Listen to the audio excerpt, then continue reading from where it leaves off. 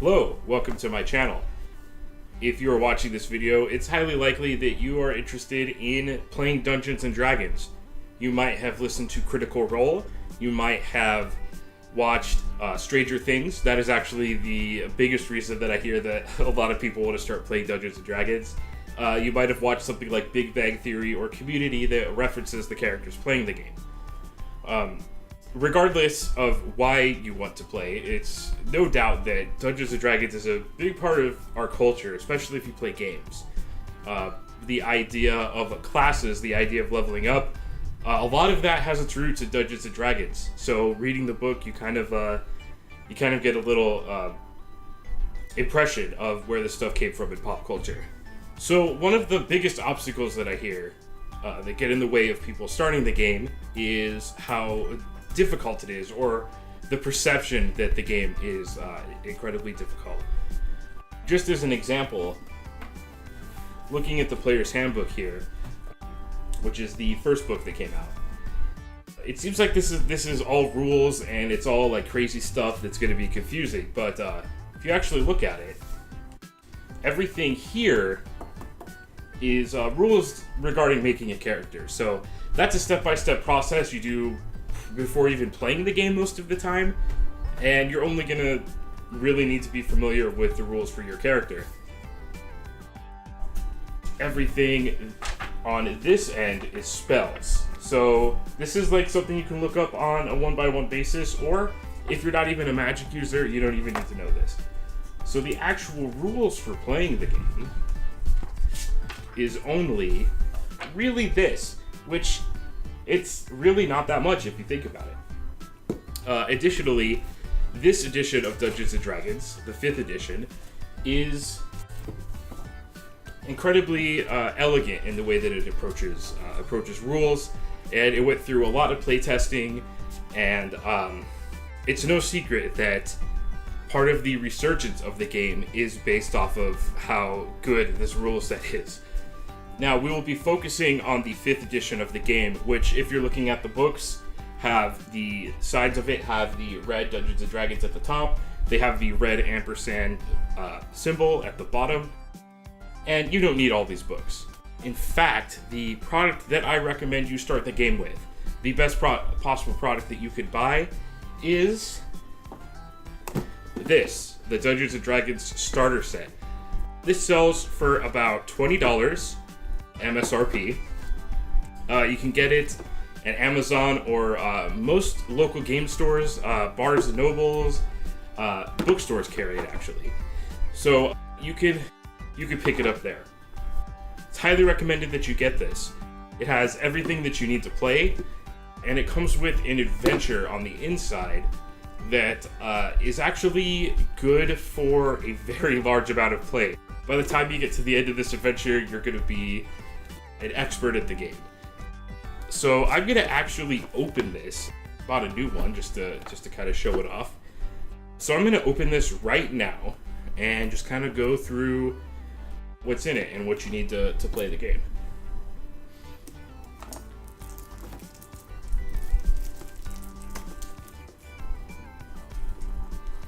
Thought I had a knife around here. I guess I don't. Alright, fresh D&D starter set. So, looking at the box here, the back, it comes with a 64-page adventure book, which is going to be very important. A 32-page rule book, which is very similar to what I just showed you in the player's handbook. So with this, you actually do not need the player's handbook. Player's handbook is suggested if you want to get into it, but you don't need it. It comes with 5 pre-generated characters. You do not have to come up with the characters yourself, and 6 game dice. So let's just open this here. It's kind of hard without a table, but we'll see. So when you open it, the first thing that you see are dice, these blue dice. You can pick up a set of dice online anywhere. Any con that you go to, any comic book store sells them, multiple places online, Amazon. You can pick up a set of dice anywhere, but in case you don't have one, the starter set does come with a set of dice. The second thing that you'll see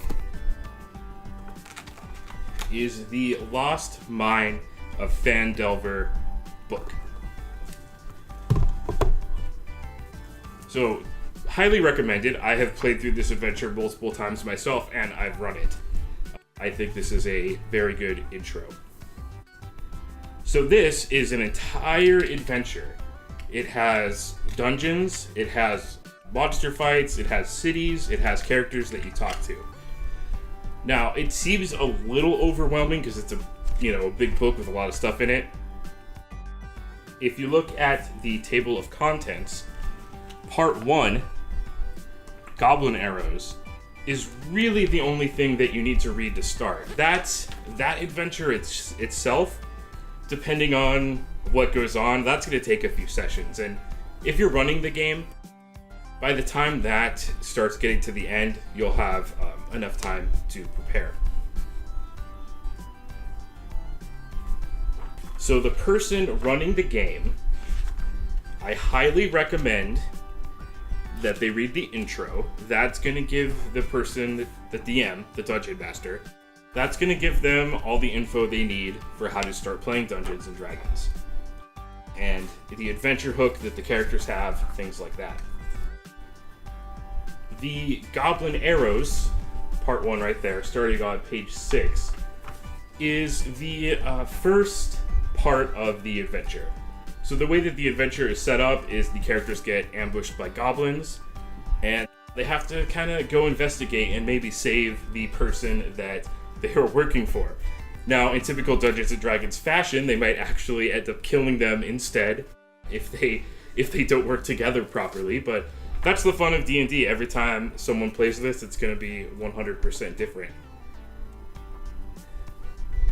So it's highly recommended that the Dungeon Master, just read through this so they know what's happening, and you're good to go. As a side note, if you've never played a role-playing game, anything in these text boxes is read out loud. Anything else is information for the Dungeon Master. So, highly recommended adventure. If you are starting to play Dungeons & Dragons 5th edition, go with this. Don't try to do your own thing. If you have experience in D&D, that's fine, do your own thing. But if you have never played before, which is the primary person I'm making this video for, just run this. It goes up to the 3rd level, and it leads, the way that this module ends, you can kind of go into whatever you want. And the way that the way that they have built it up is you could do your own thing, or you can run one of these many different modules that Wizards of the Coast has released, which I will probably go over in future videos, but for now, this is a lot of sessions. I think when I ran it for my players, it ended up being easily a few months of gameplay. I want to say 10 sessions before we ended, and that was with skipping one entire part of the adventure. Since it's not really linear, after you get to the first town, it kind of opens up and you can do whatever your players want to do or whatever you want to do as a Dungeon Master. So the second thing we're looking at in the starter set is the starter set rulebook. This is a pared down version of the player's handbook. A lot of this starter set the rulebook is available online. It's called the Dungeons & Dragons 5th edition SRD, which stands for Source Reference Document, I think. And you can download that for free, or you have it in the book here. So just give this a read through. One thing about Dungeons & Dragons is that a lot of the books are designed to be referential. So I've been playing the game for years. I don't know everything that's in here. I have to look stuff up sometimes. So a lot of it is just to reference. So I think instead of reading through it, it would give you a lot of use if you just kind of looked through it and memorized like the way the book is set up. Chapter 2 is combat. If you have a combat question, it's going to be in chapter 2. Chapter 3 is adventuring. So if you have any questions about leveling up, how fast a person travels per day, etc., it's going to be in that chapter. So just kind of look through it, see how it's set up, and you can always look up stuff as you're playing. That's how these books are designed. The next thing in the starter set, my personal favorite, characters.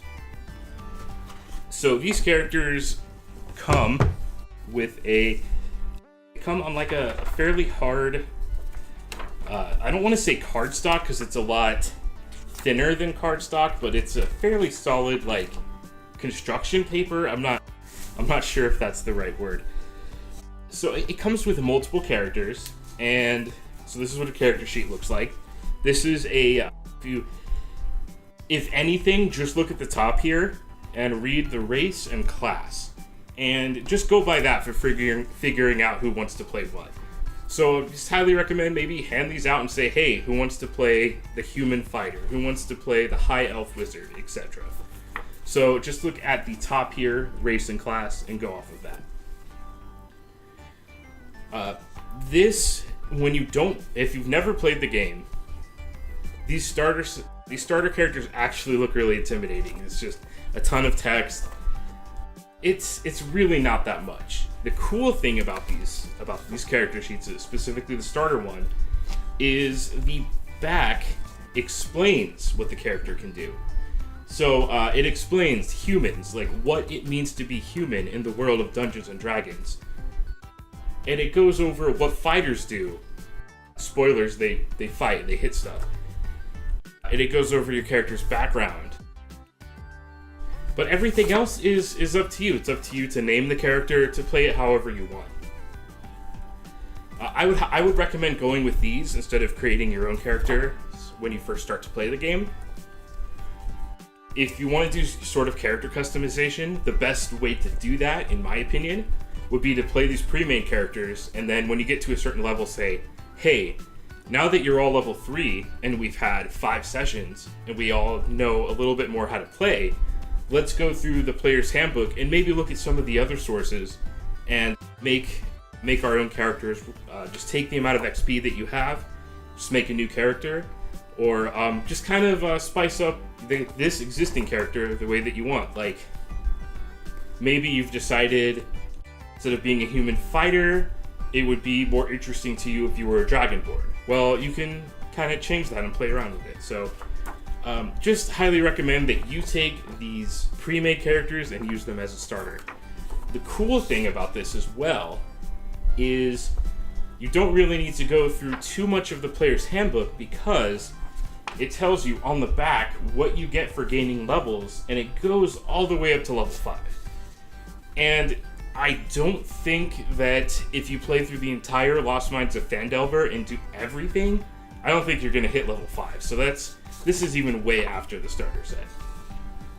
So it comes with a human fighter, a high elf wizard, and none of these characters have names. It's kind of up to you to name them, or up to the players rather. A Lightfoot halfling rogue, and a dwarf cleric. Is there another one? Oh, there is another human fighter, I believe. Oh no, that's the... Oh, okay, there's two human fighters. So, sorry, I got a little confused there. So the thing is, the way that this was built with these characters is, if you get everyone playing, if you get someone to play every one of these characters, this is a well-rounded group. As far as what the characters can do, because that's always a concern. If you think about it in terms of a video game, it's kind of like characters get paired together that are good with each other. So, you have someone that can heal, you have someone that can do damage, you have someone that can take damage, etc. Now, that's not to say that someone has to play each of these characters. You can totally break it up however you want, and just have 3 people that just play the 3 characters that are most interesting to them. It doesn't really matter. In most editions of Dungeons and Dragons, you needed a healer or someone to kind of to kind of make sure that your party is up during a fight. That's certainly something that is helpful in D&D, but at least for your first adventure, you're going to get more fun out of it if you play the characters that you want to play. If a fighter interests you, play the fighter. These characters are definitely useful. One thing that I would note, if you've never played D&D before, for the love of God and all that is holy, please use pencils on your character sheets.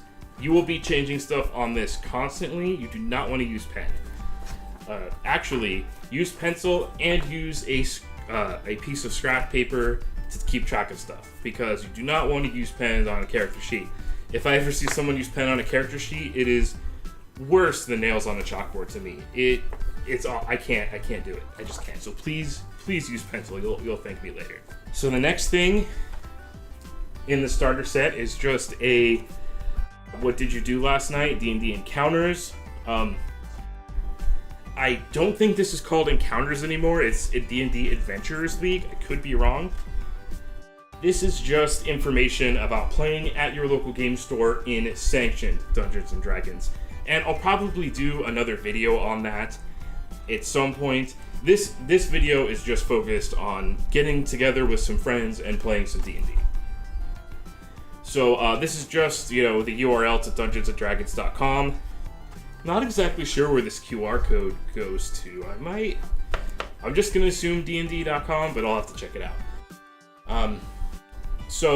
You could kind of, don't really need it. Oh, however, it looks like they included a character sheet on the back. So I guess you have, this is marketing material, but they included something that is actually useful to you. So that's pretty cool. And the rest of the box is just a spacer.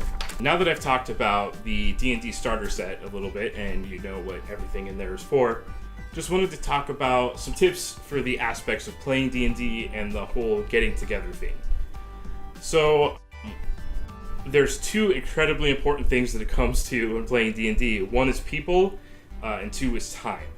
So you're going to want to make sure that you organize with a couple friends over, where are you playing? Are you meeting at a friend's house? Are you meeting at a game store? Are you meeting somewhere else? Additionally, you're going to want to know who's running the game as the dungeon master and who's going to be a PC or player character in the game. And you're going to want to set down some time to play. Most games that I have played in have been bi-weekly, meaning that we meet every other week. But your mileage may vary depending on what times you have available and what your friends have available. So I recommend using some sort of scheduling software. Personally, I use Facebook events for D&D, but there are some other alternatives out there. I know that there's Obsidian Portal. I think Google has their own scheduling software. Just use that. Invite everyone to it. That way there's no confusion on when you're playing, where you're playing, and things like that. Because there are already a lot of things that can get in the way of playing Dungeons and Dragons, and trust me, Dungeons and Dragons is the most fun thing that you can do. So you want to get together with your friends, you want to play, you don't want things to get in the way. So just use some sort of scheduling software, figure out whose house you're playing at, and how long you're playing. A typical D&D session, I usually plan for about 4 hours. But if you really are a stickler on time, you can get a lot more done. I'm pretty relaxed when it comes to that. So the first 30 minutes of my game is a lot of just hanging out, getting stuff ready, talking with my friends about how work is going, how their relationships are going, things like that. But if you're a little more stickler on time, hey, at 4 p.m. we start, etc., you can get a lot more done. So since D&D is a game that involves people, it involves time. Just save yourself a headache. Don't do something like, hey, we're all going to meet at my house 4 p.m. on Sunday. Don't do that, because there's just way too many things that are going to go wrong. Say, hey, we're meeting at my house on Sunday at 4 p.m. Here's the invite. Accept the invite. If you can't do it, tell me so we can get something set up. So other than people and time, you also need a couple other things to play D&D. The minimal that you need is paper and a pen. And that's pretty much it. You see a lot of people playing with miniatures. If you've seen Critical Role, you might have seen the like really crazy dungeons that they make. You don't really need that. You just need a pen and paper. A lot of people will get miniatures, which they do sell D&D miniatures. You can get them at most game stores or just online. So a lot of people use a hex grid, which you can usually buy at a game store or online for, I want to say 20 or 30 bucks. But what they look like is, it looks like this. So one side is grids that you put on the table and you can put pieces on it. And you can also mark on this with a wet erase marker, which you can erase later. And the other side is the same thing, except it's hex. Some people prefer using hex. It actually mathematically makes a little more sense than squares. But you could just kind of use what makes the most sense to you. So it's up to you whether or not you want to invest in one of these. You don't really have to. It might make your experience a little better. Or some groups don't even use it. Some groups swear by these. So I guess it's kind of just up to what you want to do. You don't actually need it. Don't convince yourself that you need it before you start. The other thing, just a short note, is it's very helpful if everyone gets their own set of dice before you start playing. You can share dice, but I will warn you, many D&D players have very interesting superstitions regarding their dice. So, as with anything, if you're going to touch someone else's property, you do want to ask first if you're going to share dice. But the starter set does come with a set of dice. Additionally, you can buy them anywhere. And actually, it's a way to customize your play of the game. You can get your own special dice. You can get your favorite color. You can get special dice for doing certain things. So that's basically my guide to starting Dungeons and Dragons. I'm going to go over some more stuff a little bit further. In the future, I'm going to maybe review some modules, review some of these other books, go through them. I do plan on making something about preparing for the Lost Mines of Phandelver adventure if you're gonna run it as a dungeon master. And I'm going to also make some videos on creating character.